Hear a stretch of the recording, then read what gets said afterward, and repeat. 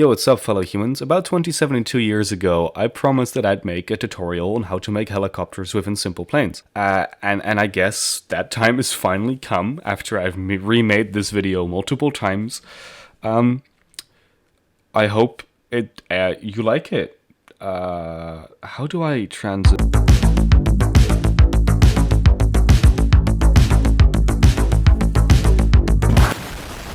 Right, helicopters. Before I start, I want to quickly mention that in this video, I'm not going to be teaching you the helicopter lore. In other words, I'm not going to be explaining to you how helicopters are capable of going up instead of rapidly going down. And that's just because I'm a lazy wait, no, that's not it. It's because there's already other explanation videos on YouTube that tell you everything you need to know about helicopters that are way better than any video I could ever make.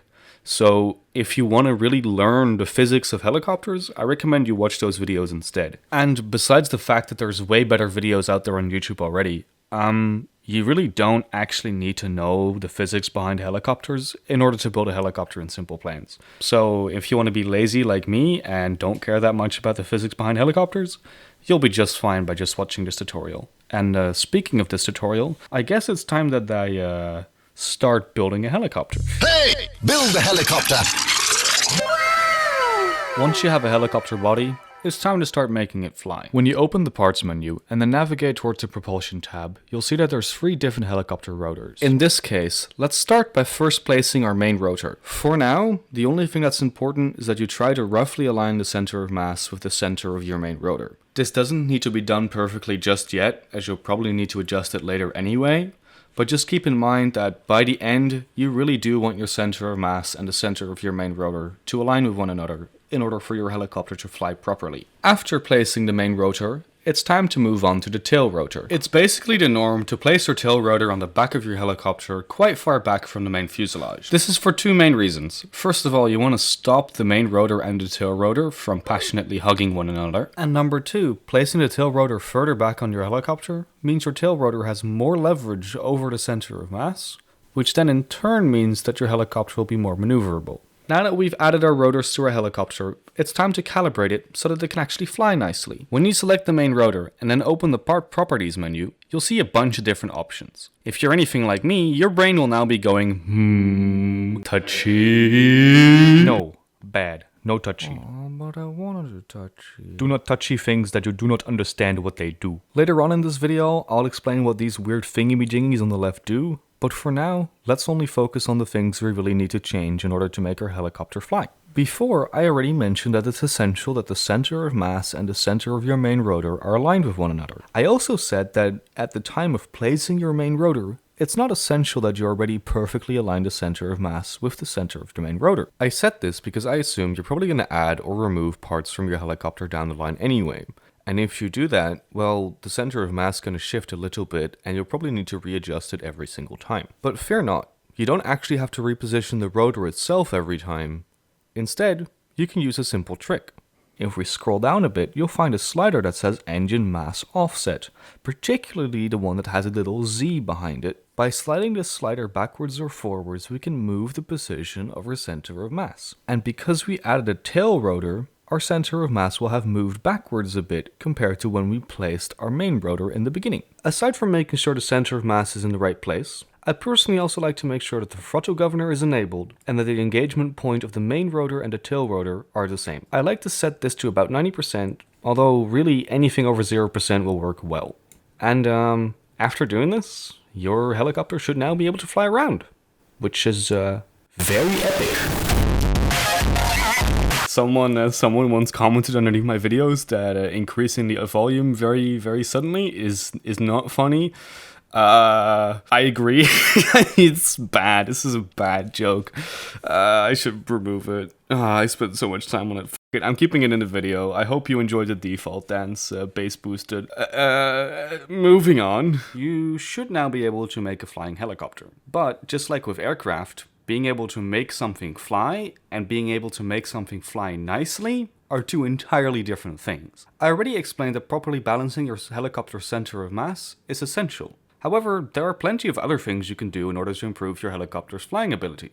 and I've compiled some of these into a couple of tips. So the first tip I'd like to give you is to add a vertical stabilizer to your helicopter's tail. Don't get me wrong, helicopters can fly just fine without any form of stabilizer. However, that doesn't mean these floppy boyos don't benefit greatly from a big, fat, juicy vertical stabilizer. Adding a vertical stabilizer will greatly improve your helicopter stability when flying at higher speeds. And this is simply because, well, you know how a dart gets stabilized by the fins on the back? The same thing happens with a vertical stabilizer on the back of your helicopter. In other words, a vertical stabilizer will help you keep your helicopter's nose pointed in the same direction as you're flying.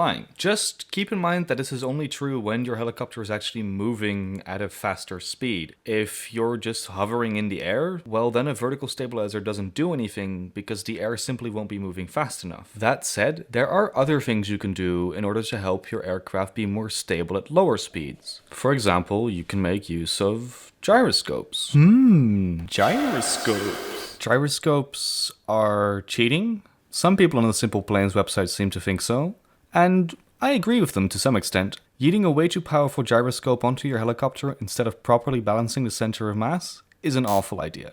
That said, in my opinion, a well-balanced gyroscope can greatly enhance the flying experience of a helicopter. For one, it helps make your helicopter feel more balanced whilst you're flying along. You see, when you're flying, over time you're slowly going to deplete your fuel tanks. And as your fuel tanks are getting depleted, the center of mass will shift around in your helicopter. A subtle gyro can help avoid the feeling of your center of mass getting displaced from the center of your main rotor. The second great benefit is perhaps a bit subjective to me. What I really like is when my helicopter naturally returns to a neutral position once I'm not providing any pitch or roll input. Basically, normally when you push pitch or roll in your helicopter and you let go, your helicopter will stay at the last angle you basically set it to. With a small gyroscope on board, you can force your helicopter to return to its neutral position, and I find this a lot easier to fly with keyboard and mouse. So perhaps you will too? I don't know, I just felt like sharing this because I've used this trick in every single helicopter to make my helicopters feel better when flying around. That said, I don't really feel like talking about gyroscopes for a long time in this video, so instead, these are the settings that I like to use, and honestly, just try around a bit and see what you like. I think that this really is a very subjective thing, and how your helicopter feels to you is way more important than what I tell you to set your settings to. So again, just try some stuff out and see where you end up.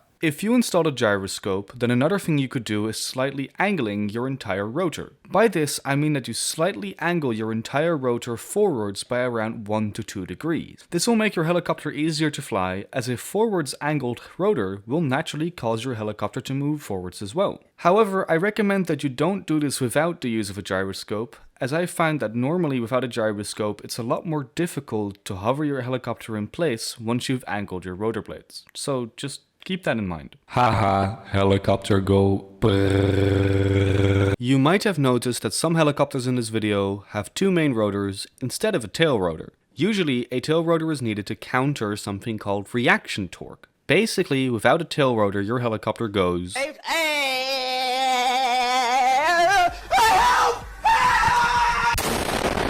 Helicopters with 2 main rotors that spin in the opposite direction don't actually require a tail rotor, as the 2 rotors will cancel out each other's reaction torque perfectly. Technically, helicopters with contra-rotating rotors should fly more smoothly, although honestly, really, in SimplePlanes, the only benefit I've found to having contra-rotating rotors is that they just look very cool. So far, I've only shown contra-rotating helicopters in this video that have 2 rotors stacked on top of one another. However, keep in mind the contra-rotating helicopters can also have rotors in different places, like this, is this a submarine? Also, normally a tail rotor is very important for your helicopter's maneuverability. Without a tail rotor, you won't be able to yaw.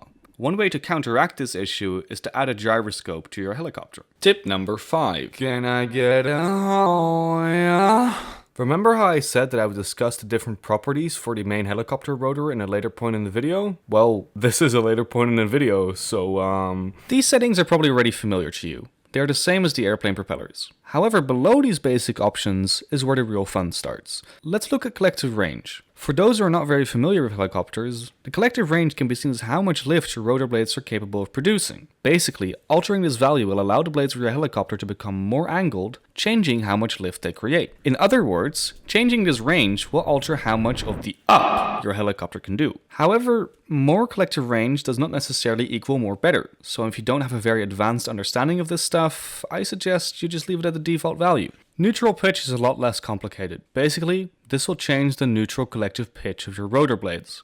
Personally, I like to keep this option on neutral, as this way your helicopter will neither create upwards nor downwards lift without any other collective input. Moving on, you will see the throttle governor settings. God, I cannot pronounce that.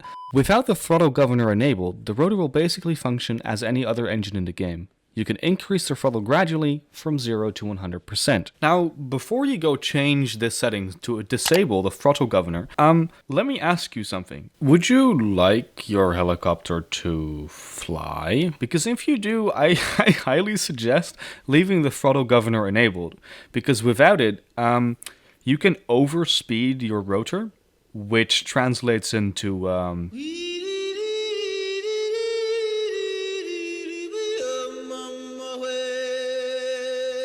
yeah, that's not very good, is it? Anyway, if you're being smart and you're leaving the throttle governor enabled, you can use this slider in order to change from which position on your throttle you want your helicopter blades to start turning. With these two sliders, you can change both the cyclic pitch and the cyclic roll. You might recall that I already explained that the angle of your helicopter blade defines how much lift it can produce. By changing these sliders, you change how much your blades get angled when you press the pitch or the roll input. In my own experience, leaving these sliders at the default 15 degrees is just fine. However, if you would like to play around with these sliders, I totally invite you to do so. Although it sounds very complex, I think that once you start trying out an extremely high or extremely low cyclic pitch degree, you'll find out fairly soon what you do or do not like. At the bottom of the list, you'll find a slider called Vibration Dampening. This slider does exactly what it says. It lets you set how well you want vibrations to be dampened. I myself have never changed this slider in any of my builds, but that said, fully disabling this feature can be quite entertaining. Look at my boy, he really be straight vibin'. But that's kinda homophobic, not gonna lie. Just like the main rotor, the tail rotor also has a bunch of changeable properties. The first few settings are once again the exact same as any other propeller engine. With the Engage At slider, you can change at which throttle position you want the tail rotor to start turning. This is basically the exact same slider as the Engage At slider on the main rotor. Further down, you'll find a bunch of properties unique to the tail rotor. And as much as I'd love to give you an explanation as to what these do, I honestly just have no idea. Everyone I asked seems to just leave these settings on their default values. And honestly, why would you blame them? These settings work perfectly fine straight out of the box. Tip number 6. Actually, I lied. There is no tip number 6. Instead of a tip, I have something perhaps more valuable. Could you do me a favor and could you press the little button right there that says subscribe? Actually, on that note, I want to thank all of you guys because I recently noticed I hit 4K subscribers and that's just amazingly pog to me. I started making YouTube videos for fun and here I am slowly starting to get some views and get some subscribers. So thank you very much for being here. Thank you very much for watching this video. I hope you found it helpful. If you have any questions, make sure to put them in the comments because I will definitely reply to them. At least I have been doing that over the past few videos, so I don't see why I would suddenly stop. Yeah. Goodbye. I love you.